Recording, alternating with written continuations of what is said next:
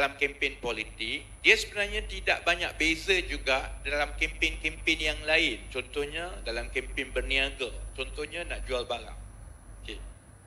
Yang pertama begini, saudara-saudari mungkin merasakan terutamanya di Sarawak yang kita sekarang ini berada di tahap yang paling bawah sekali.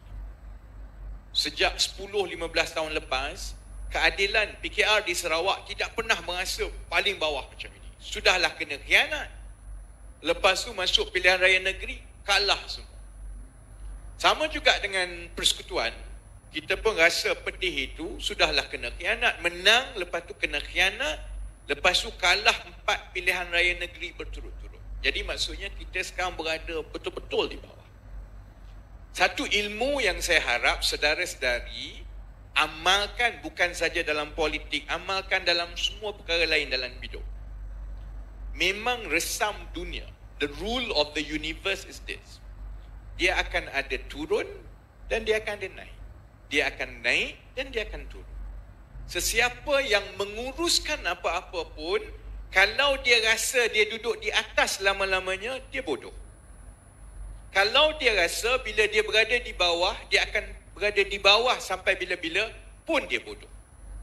Orang yang berjaya menguruskan perniagaan ke, menguruskan keluarga ke, menguruskan parti politik, ialah orang yang faham bahawa kita akan berada di bawah, tapi kalau kena cara, walaupun kita tidak sehebat mana, tapi kalau timing itu betul dan kita bersedia dengan baik, akan ada masa yang lawan kita itu pula akan berada di bawah, tapi kita mesti bersiap sedia semasa dia dah nak jatuh ke bawah, kita berada di situ. Baik kan? Itu ilmu yang paling penting dalam politik sebenarnya. Sebab itu kalau tengok secara saintifik, keputusan pilihan raya umum di negara ini, termasuklah juga keputusan pilihan raya negeri Sarawak pun, dia ada pendulum swing setiap 10 tahun. Itu memang resam dia secara saintifik. Dia bukan soal pandai ke tidak pandai, memang mood rakyat begitu.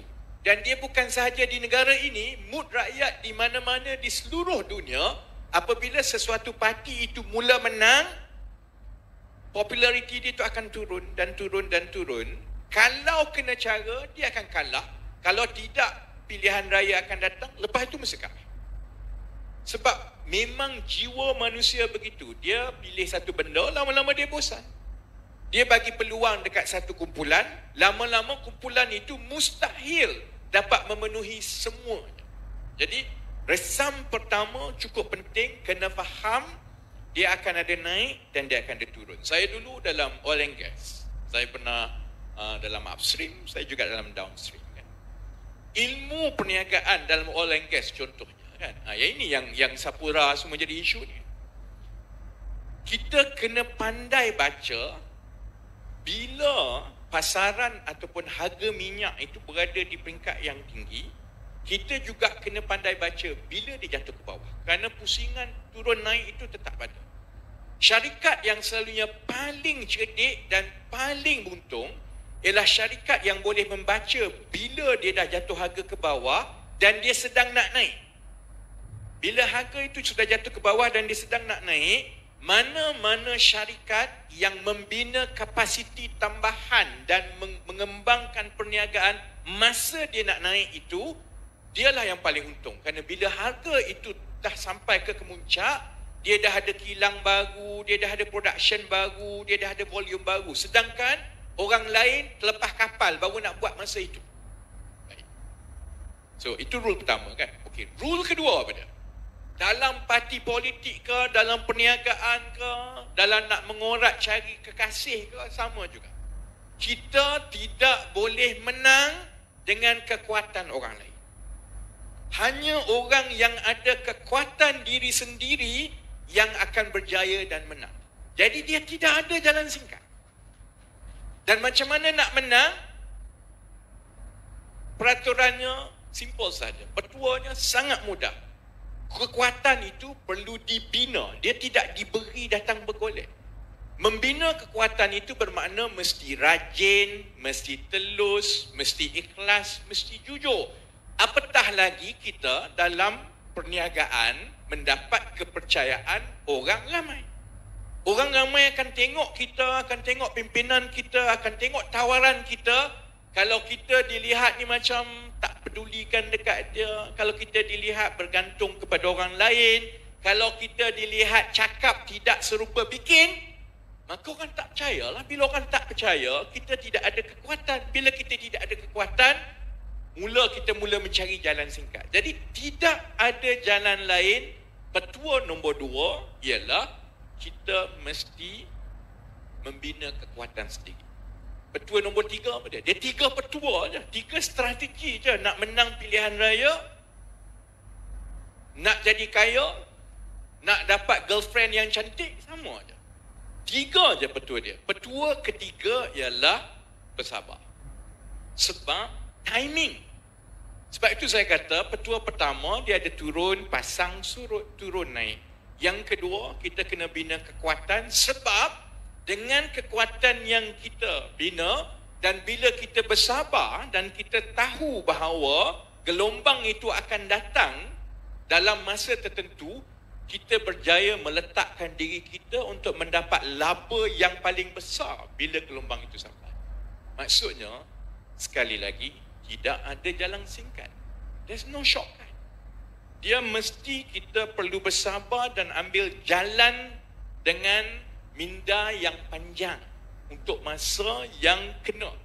Jadi kalau tiga ini kita amalkan, baik dalam hidup, baik dalam perniagaan, apatah lagi dalam politik. Sebab itu saudara-saudari tengok, di Selangor contohnya 2008. Boleh tanya YB Roziah. Masa itu kita nak cari calon untuk bertanding kursi-kursi di Selangor, orang tak nak. Sebab dia tak yakin, sebab dia tak faham apa yang berlaku. Kita kena pujuk orang untuk bertanding. Sebab itu orang kata 2008, letak kucing pun kucing menang masa itu. Kita tengok gelombang 2008, 2018 di Johor. Saudari Nafsiah ada. Masa itu, berapa orang yakin kita boleh menang di Johor? Johor ni pekat. Tanya YB Rosnah. Saya ramai kawan-kawan ingat saya scam sebab YB Rosnah dia di kerusi yang bagus, dia dah buat kerja lama di Dun Rembia. Saya beritahu YB, masa tu YB lain, Kak Rosnah tolong pergi ke Tangga Batu. Tangga Batu tu kerusi puaka. Sebab dekat situ ada kem tentera 20,000. Mana pernah menang? Kem tentera Sungai Udang. Hampir mustahil boleh menang. Jadi kalau saya jadi Kak Rosnah, saya mesti, ni mesti aku kena tipu lagi ni kan. Siapa sangka Tangga Batu boleh? Sebabnya kalau orang tanya saya, orang suka tanya saya, macam mana you tahu semua? Sebab saya dilatih daripada kecil percaya 3 benda itu. Pertama, timing turun naik. Dalam apa-apa, berniaga ke, dalam hidup ke, dalam politik. Yang kedua, kena ada kekuatan dan daya tarikan sendiri. Dan ketiga, ambil jangka masa panjang supaya timing itu dia kena masa naikkan. Jadi contohnya, di Johor, di Selangor, di Melaka, di mana-mana tempat, kalau kita betul-betul berpegang kepada 3 perkara tadi itu, maka gelombang itu akan sampai. Samalah dengan Sarawak. Kalau kena cara, letak kucing pun boleh menang. Konsep itu cukup penting untuk difahami, terutamanya dalam keadaan kita sekarang memang betul berada di bawah. Orang yang tidak cerdik dan tidak setia dengan perjuangan, yang tidak yakin dengan perjuangan kita, mereka akan tinggalkan kita. Di Sarawak berlaku. Ada orang kata Akak Umbi ni banyak pergi kat PSP lah, banyak ikut sana. Saudara-saudari jangan bimbang. Sebab kalau tanya saya tidak begitu bimbang mengenai PSP contohnya, kerana dia tidak ada satu tonggak dasar yang betul-betul mengambil kira soal kepentingan rakyat. Dia lebih tertumpu kepada individu-individu tertentu. Mereka pimpinan yang lama di Sarawak. Jadi dalam PSP ada pimpinan-pimpinan yang lama, kemudian ditambah pula pimpinan daripada keadilan yang kita bantu dan kita naikkan selama 20 tahun. Saudara baru Bian, parti tolong dan angkat selama 20 tahun. Sumber, bantuan dan sebagainya, 20 tahun dia dapat. Sama dengan Cihau. Kalau ada kempen, semua pimpinan kanan akan turun ke Batu Lintang. Cihau lah dapat segala-galanya. Sama macam Willy dekat Puncak Borneo contohnya. Saya ingat saya selalu pergi ke Puncak Borneo kan. Dulu dia panggil apa? Bukan Puncak Borneo. Masa zaman Mambung lagi saya pergi ke Mambung kan. Saya ingat lagi bila saya turun berkempen dekat situ. Adalah lebih kurang 30 orang datang. Jadi saya tanya orang yang datang semua tu. Rupa-rupanya dia orang tak kenal pun Willy siapa.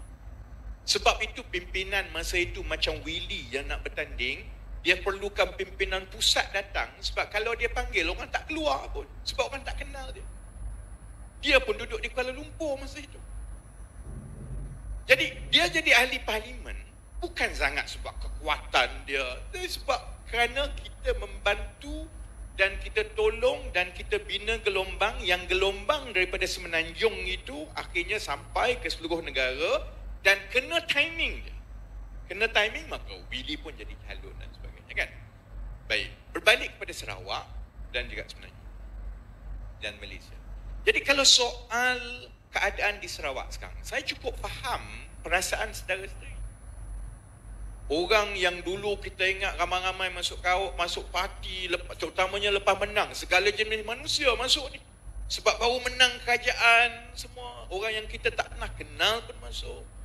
Dan ramai kawan-kawan yang dah 20 tahun akan rasa terpinggir sebab tiba-tiba kita lemas dengan ramai orang yang baru. Sebab itu hukum alam ada naik dan ada turun. Naik menguji yang pimpinan, yang kawan-kawan untuk mengenal watak orang-orang yang datang. Turun menguji kita untuk juga kenal siapa yang setia dan yang lebih penting untuk membersihkan parti daripada orang-orang yang tidak pernah yakin pun dengan perjuangan dan landasan yang kita bawa. Jadi kalau saudara-saudari tanya saya ucap tahniah kepada semua pimpinan-pimpinan akar umbi kita yang masih dan akan terus setia dengan keadilan Sarawak sampai hari ini. Orang nak kata apa? PKR kalah ke apa, PKR tidak, biar dia kata. Sebab ingat 3 petua yang saya kata tadi. Dia akan ada naik dan dia akan ada turun. Bila kita bina kekuatan kita dan kita ada jangka masa panjang perjuangan, saudara-saudari akan berada di satu tempat yang masa itu tiba-tiba saudara-saudari tak terfikir pun kalau ada di kalangan saudara-saudari yang tak pernah nampak pun dia ni macam tak layak pun jadi wakil rakyat tapi tiba-tiba menang. Masa itu Haji Jalil dia boleh menamatkan rekod bertanding 6 kali tak menang kalau kena cara.